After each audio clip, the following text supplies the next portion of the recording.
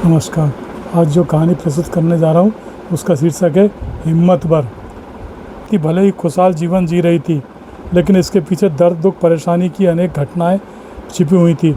उसका लड़का सोहन तथा बहू सरिता, पोता नवीन सब एक ही साथ सुखपूर्वक रह रहे थे। पति कमल सिंह भी एक नेक इंसान थे जो अपने परिवार के प्रति समर्पित थे। उनका शहर में रेस्टोरेंट था जिसे कमल सिंह तथा उनका बेटा सोहन संभालता था। अच्छी आमदनी हो जाती थी। घर में सुख के सभी साधन मौजूद थे। आज जब शाम को कमल सिंह आए तो उन्होंने सरिता से कहा, बताओ आज कौन सा दिन है। सरिता सोच में पड़ गई। ना तो उनकी शादी की सालगिरह थी, ना ही किसी का जन्म दिवस। फिर आज ऐसा कौन सा दिन था जो कमल सिंह को याद था और उसे नहीं। फिर कमल सिंह ने ही याद दिलाया, आज के दिन 15 वर्ष पूर्व हम फिर से मिले थे। सुनकर सरिता के चेहरे पर मुस्कान खिल गई। साथ ही वो 12 वर्ष भी उसे याद आ गए जो कमल सिंह के बिना उसने कठिन संघर्ष करते हुए गुजारे थे। सरिता को सब कुछ याद आ गया था कि से 28 वर्ष पूर्व उसकी कमल सिंह से शादी हुई थी। उसकी माँ सरबती विधवा हो गई थी। इसके बाद उसने रेवा राम से शादी कर ली थी। उसने सरबती को एक लड़का रवि तथा लड़की रजनी हुए थे जो सरिता के सौतेले भाई बहन थे। सरिता दाल मिल में काम करने जाती थी। उसके सौतेले भाई बहन के जन्म के बाद सरबती ने सरिता से ममता कर रेवा राम के बच्चों पर लुटाना शुरू कर दिया था। सरिता अपने आप को उपेक्षित समझने लगी थी। उसका घर में मन नहीं लगता था। दाल मिल में उसको कमल सिंह मिला था जिससे उसकी निकटता बढ़ती गई। वो निकटता ही प्रेम में बदल गई और जब उसकी खबर सरबती को लगी तो उसने हंगामा खड़ा कर दिया। सरिता भी अपनी जिद पर अड़ी रही। सरबती उसकी शादी एक अधेड़ उम्र के आदमी जिसका नाम श्यामलाल था से करना चाहती थी। उसका सौतेला पिता रेवा राम भी इसी पर जोर दे रहा था, पर सरिता कमल सिंह से शादी करने की जिद पर अड़ी रही तो सरबती ने एक शर्त रख दी कि कमल सिंह को यहीं घर जमाई बनकर रहना होगा। कमल सिंह ने इसे स्वीकार कर लिया। इस तरह सरिता और कमल सिंह की शादी हो गई। कुछ दिन उसके बड़े अच्छे बीते। कमल सिंह अपने मित्र की शादी में शामिल होने राजस्थान गया। दोस्त का गांव सरिता के सीमा के पास स्थित था।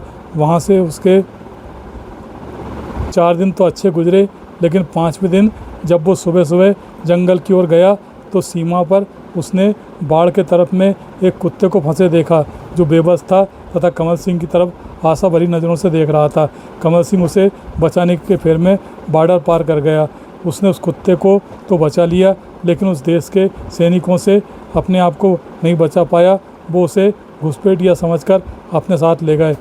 वहाँ उसे जेल में भर दिया गया। इधर जब कमल सिंह नहीं आया तो उसके दोस्त को चिंता हुई। उसने कमल सिंह को हर जगह ढूंढा, पुलिस में रिपोर्ट भी लिखाई, पर कमल सिंह की कोई खबर नहीं लग पाई। सरिता को कमल सिंह की गुमशुदगी की सुबह 10 दिन बाद लगी खबर 10 दिन बाद लगी। सुनकर उसकी हालत ख़राब हो गई। कमल सिंह के सिवाय उसका अपना कौन था। माँ की ममता पर भी उसका अधिकार नहीं था। कुछ दिन बाद जब वो अपना चेकअप कराने अस्पताल गई तो पता चला कि वो गर्भवती है। इस बात को सुनकर सरबती तथा उसके सौतेले पिता ने सरिता को खूब डांटा फटकारा, जिसे वो चुप होकर सहती रही।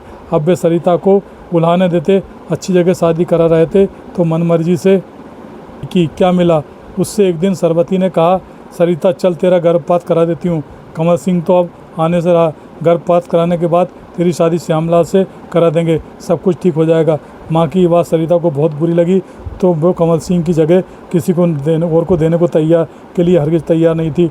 फिर उसे पता लगा कि वे धोखे से उसका गर्भपात कराने की साजिश रच रहे हैं तो उसने वह घर हमेशा के लिए छोड़ने का फैसला कर लिया और सीधे अमृतसर आ गई, जहाँ उसके साथ दाल मिल में काम करने वाली आंटी सुरजीत कौर का मायका था। सरिता सीधे वहीं पहुंची। किस्मत सुरजीत कौर मायके में ही थी। सरिता ने उन्हें सारी बात बताई तो सुरजीत आंटी ने उसके सिर पर हाथ फेरकर सांत्वना दी तथा उसकी भरसक मदद करने का आश्वासन दिया। 2 दिन बाद वो सरिता को एक छात्रावास में ले गई।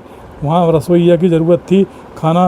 रहना खाना फ्री था और तनख्वाह भी ठीक थी। सुरजीत की परिचित होने के कारण सरिता को छात्रावास में नौकरी मिल गई। अगले दिन ही उसने नौकरी ज्वाइन कर ली। सरिता को क्वार्टर में रहने की जगह मिल गई। वहाँ छात्रावास के अन्य कर्मचारी परिवार के साथ रह रहे थे। सरिता उनमें जल्दी ही घुल मिल गई। जब सरिता के गर्भवती होने का पता सुनीता भाभी को लगा तो उन्होंने अन्य महिलाओं से भी ये बात कही। सब सरिता का ख्याल रखने लगीं। वहीं सोहन का जन्म हुआ। सरिता को परायों में अपनापन मिला, जबकि उसकी सगी माँ उसके होने वाले बच्चे की जान की दुश्मन बन गई थी। इधर कंवर सिंह पूरे 12 वर्ष पड़ोसी देश की जेल में बंद रहा, लेकिन जब कोई जुर्म साबित नहीं हुआ तो उसे रिहा कर दिया गया। वो दूतावास की मदद से अपने देश आ गया। यहाँ आते ही कंवर सिंह ने सबसे पहले सरिता की खोज खबर ली। उसके गांव भी गया।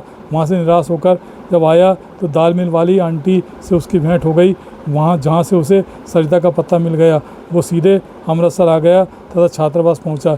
सरिता की तो आँखों को विश्वास ही नहीं हुआ।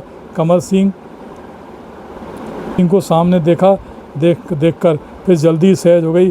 कंवर सिंह ने अपनी दास्तां सरिता को बताई। तभी सोहन वहाँ आ गया। सोहन पूरे 12 वर्ष का हो गया था। सरिता ने कंवर सिंह से कहा, ये तुम्हारा बेटा सोहन है। उसे देखकर कंवर सिंह की खुशी ठिकाने नहीं रहा। सोहन भी अपने पिता से पहली बार मिलकर बड़ा खुश हुआ। कंवर सिंह ने भी अब काम तलाशना शुरू कर दिया था, लेकिन सरिता के कहने से उसने ठेले पर छोटी सी दुकान लगा ली, जिसमें कम दर पर भरपेट भोजन की व्यवस्था थी। धीरे धीरे उसका काम चल निकला। ठेले की छोटी होटल अब और रेस्टोरेंट में बदल गई चुकी थी। सरिता ने भी नौकरी छोड़ दी थी और कंवर सिंह के काम में हाथ बटाने लगी थी। सोहन की पढ़ाई जारी रही। सोहन ने होटल मैनेजमेंट का कोर्स कर लिया था। कोर्स करने के बाद वो अपने पिता के साथ रेस्टोरेंट में सहयोग देने लगा। उनकी मेहनत रंग लाई और वो रेस्टोरेंट शहर का सबसे अच्छा रेस्टोरेंट बन गया था। आज कंवर सिंह ने उसे सारी पुरानी वे बातें वापस दिला दी थी, जो कठिन संघर्ष से भरी दास्तान थी, जिनकी परिणति अत्यंत सुखद हुई थी।